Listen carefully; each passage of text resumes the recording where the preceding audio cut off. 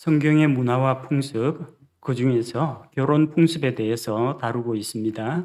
오늘은 43번째 시간으로 형사 취수 제도에 대해서 살펴보겠습니다.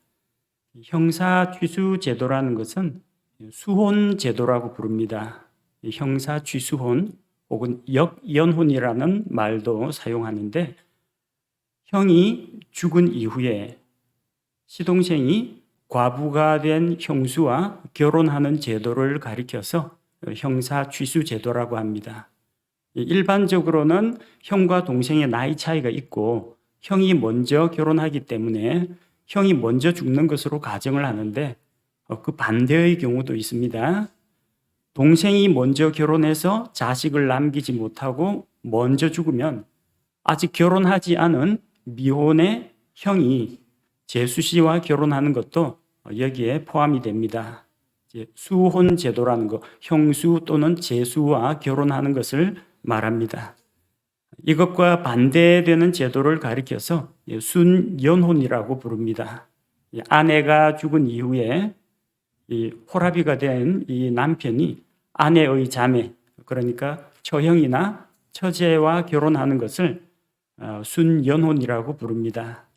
그런데 성경에서는 처제나 처형과 결혼하는 이야기는 없고, 형제의 아내가 과부가 되었는데 형에게 아무런 자식이 없을 때 그 과부된 형수를 취하는 것을 형사 취수 제도라고 합니다. 이것은 신명기의 율법에 기록되어 있습니다. 신명기 25장 5절과 6절을 살펴보면, 신명기 25장 5절 6절, 형제들이 함께 거하는데 그들 중 한 명이 죽고 아이가 없거든 그 죽은 자의 아내는 밖에서 남에게 시집가지 말 것이요, 그녀의 남편의 형제가 그녀에게로 들어가 그녀를 아내로 취해 남편의 형제된 의무를 그녀에게 행할 것이며, 이로써 그녀가 낳는 맏아들이 죽은 그의 형제의 이름을 잊게 하여 그의 이름이 이스라엘에서 끊어지지 않게 할 것이니라. 이것이 성경에 기록된 형사 취수 제도에 대한 율법입니다. 자, 그 목적은 무엇이라고 했습니까? 죽은 남편의 이름이 후대에 끊어지지 않게 하는 것입니다. 말하자면 대가 끊어지지 않도록 하는 것. 그래서 형이 죽고 그 형제가 죽고 그 과부가 된 그 여인을 남아있는 형제 중에 누군가가 취해서 그 사이에서 첫째 아이가 태어나면, 맏아들이 태어나면 그 아이는 자기 아이가 아니라 형의 아이로 이름을 올리게 됩니다. 그래서 그 아이가 형의 이름으로 가문을 계승합니다. 그리고 그 과부가 된 그 여인과의 사이에서 난 두 번째 아이부터가 진짜 자기 아이로 인정을 받게 됩니다.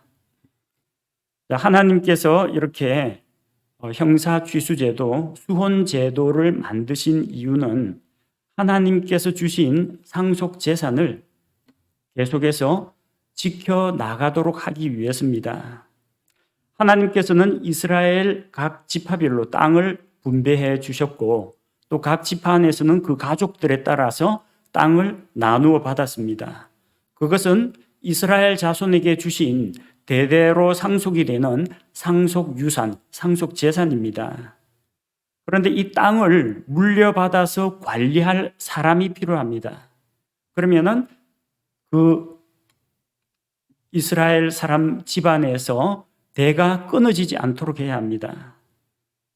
하나님께서 바로 이를 위해서 그 형제의 이름을 그 동생이 대신 이을 수 있도록 이런 결혼 제도를 마련해 주신 것입니다. 또한 이것은 홀로 과부가 된 그 여인을 돕기 위한 하나님의 배려였습니다. 남편을 잃고 홀로 된 과부는 스스로 살아가기가 어렵습니다. 요즘은 홀로 살면서도 자기 직장을 갖는 여성들이 많습니다.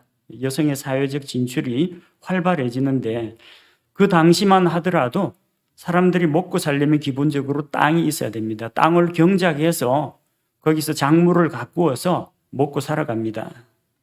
자, 그런데 여인이 혼자서 그런 힘든 노동을 하기는 힘듭니다. 여성이 할 수 있는 일들은 한계가 되어 있어요. 요리를 한다든지, 가축을 돌본다든지, 밭에 작은 규모의 채소밭을 가꾼다든지 이런 일들이 거의 대부분입니다. 자, 그런데 이 여인이 한번 결혼을 했기 때문에 다른 곳에 시집을 가는 것도 또 쉬운 일은 아닙니다. 그렇게 나가서 다른 집에 시집을 가는 것보다는 차라리 그 집에서 계속 살면서 남편의 형제들로 하여금 그 과부가 된 여인을 책임지고 돌보게 하는 것이 형사쥐수제도, 수혼제의 목적입니다. 문화권에 따라서는 형이 죽고 혹은 동생이 죽고 그 형수나 제수와 결혼하는 것에 대해서 금기시하는 그런 것도 있습니다. 부도덕한 일이다. 우리나라에서도 형이 죽어서 형수가 과부가 되었다고 해도 시동생이 형수와 결혼하는 것은 법으로 금지가 되어 있습니다. 정상적인 부부로 인정받지를 못합니다. 그러나 성경에 나오는 이 수혼제도, 취수혼은 부도덕한 그런 목적으로 만들어진 것이 아니고 하나님께서 대가 끊어지지 않도록 씨를 계속 이어가도록 하기 위한 것이고, 또 하나님께서 상속 유산으로 주신 그 땅을 계속 가꾸고 지켜나가도록 하나님께서 이 제도를 주셨습니다. 그리고 당시에 사회적 약자에 해당되는 과부를 돌아보고 그 남은 형제들이 그 과부를 보호하도록 하기 위한 그런 제도였던 것입니다.